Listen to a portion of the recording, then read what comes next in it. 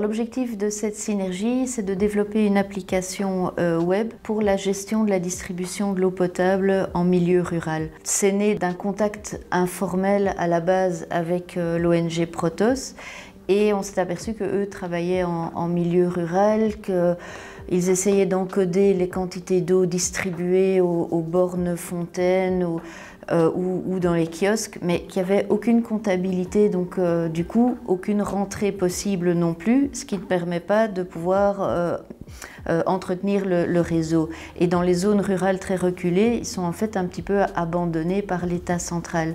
Donc l'idée était d'essayer de développer une application utilisable par les gestionnaires de fontaines sur place pour encoder les quantités d'eau distribuées et essayer d'améliorer la facturation pour augmenter le taux de recouvrement des factures qui n'était que de l'ordre de 20%. Comme il s'agit d'une application web, il fallait des développeurs. Moi, j'avais forcément déjà des contacts avec l'UEH, mais du coup, en associant des collègues d'ingénierie informatique, on a pu monter ce projet puisque eux voyaient très bien sur la forme comment mettre en place une telle application.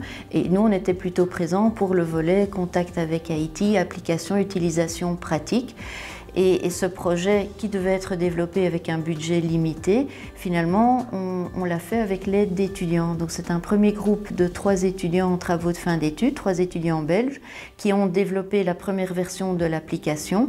Et on a pu faire venir un stagiaire haïtien pendant qu'eux travaillaient, qui lui est venu avec des données récoltées sur place, a pu les encoder directement dans l'application en cours de développement, ce qui a fortement amélioré le réalisme de l'outil au point qu'il commence à être sérieusement utilisé là-bas sur place. Vu que c'est un projet pour Haïti, donc il va falloir que les données soient disponibles et sur un serveur en Haïti.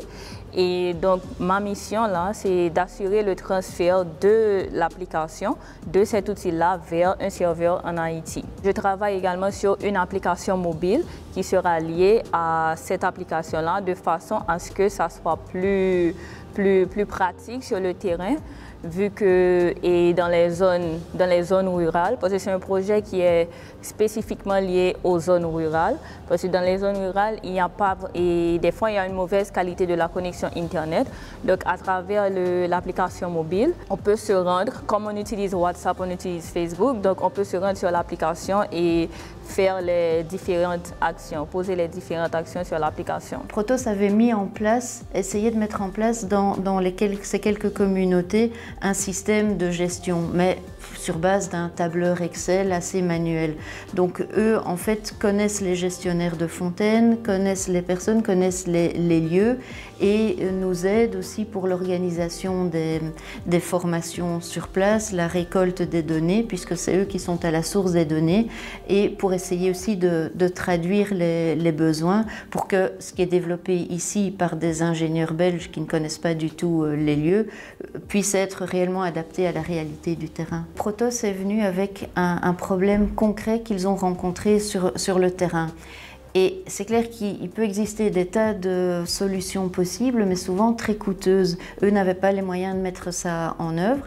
Et dans le milieu académique, on a la possibilité de faire appel à des étudiants qui sont très motivés pour ce genre de travaux de fin d'études, souvent très compétents, mais leur travail est moins cher. Donc pour un premier volet exploratoire d'un projet de ce type-là, c'était une synergie idéale en fait. Et les étudiants ont été ravis de faire un travail qu'ils savaient être réellement utile. Surtout qu'au fil des développements, on a aussi fait régulièrement des interviews avec des utilisateurs qui faisaient de vraies bonnes suggestions pour améliorer l'outil. Donc il y a eu des retours et ça pour les étudiants c'était extrêmement motivant.